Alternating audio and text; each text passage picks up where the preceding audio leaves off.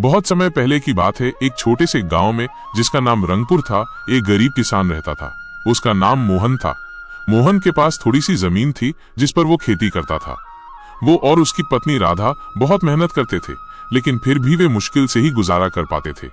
उनके पास न तो अच्छे कपड़े थे, न अच्छा खाना और न ही रहने के लिए कोई बड़ा घर। मोहन अक्सर अपने भाग्य को कोसता रहता था और अमीर होने के सपने देखता था। एक दिन मोहन अपने खेत में हल चला रहा था, तभी अचानक उसका हल किसी कठोर चीज से टकराया। उसने सोचा कि शायद कोई बड़ा पत्थर होगा। उसने जमीन खोदी और ये देखकर हैरान रह गया कि वो कोई पत्थर नहीं बल्कि एक तांबे का घड़ा था। घड़ा बहुत पुराना लग रहा था और उस पर अजीबोगरीब नक्काशी थी। मोहन ने उत्सुकता से घड़े को खोला। जैसे ही उसने ढक्कन हटाया, उसकी आंखें फटी की फटी रह गईं। घड़ा सोने के सिक्कों से भरा हुआ था। मोहन ने कभी इतने सिक्के एक साथ नहीं देखे थे। उसकी खुशी का ठिकाना न रहा। उसने जल्दी से घड़े को मिट्टी से ढक दिया और ये सुनिश्चित किया कि कोई उसे देख न ले। घर आकर उसने राधा को ये खुशखबरी सुनाई। राधा पहले तो विश्वास नहीं कर पाई, लेकिन जब मोहन ने उसे कुछ सिक्के दिखाए तो उसकी आंखों में भी चमक आ गई। वे दोनों बहुत खुश थे। उन्होंने सोचा कि अब उनके सारे दुख दूर हो जाएंगे। मोहन ने धीरे धीरे उन सिक्कों का उपयोग करना शुरू किया। उसने एक नया घर बनवाया, अच्छे कपड़े खरीदे और स्वादिष्ट खाना खाने लगा। गांव में उसकी गिनती अब अमीर लोगों में होने लगी थी। लोग उससे पूछते थे कि वो इतना अमीर कैसे हो गया, लेकिन मोहन हमेशा कोई बहाना बना देता था।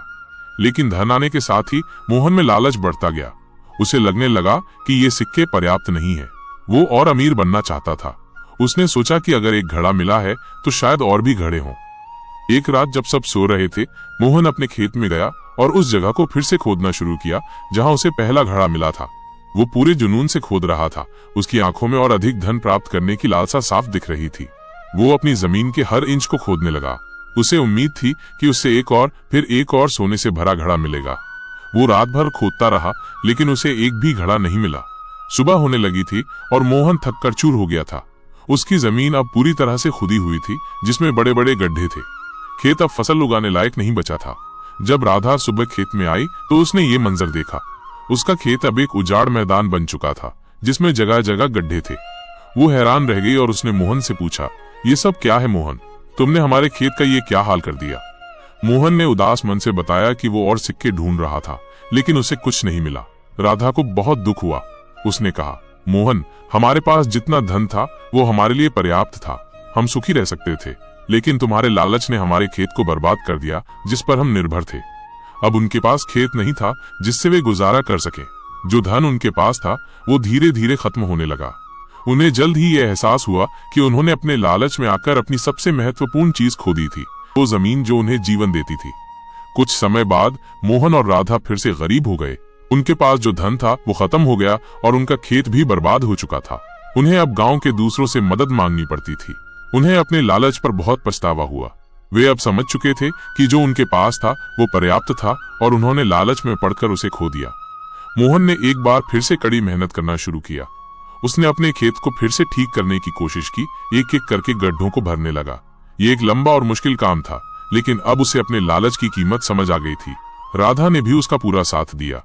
धीरे धीरे बहुत सालों बाद उनका खेत फिर से हरा भरा हुआ, लेकिन तब तक उन्होंने बहुत कुछ खो दिया था।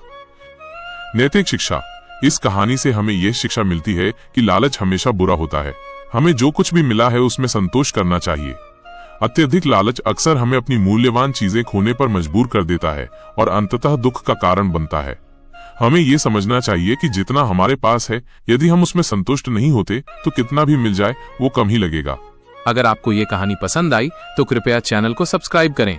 आपका एक सब्सक्रिप्शन हमें नई कहानियां बनाने के लिए प्रेरित करता है।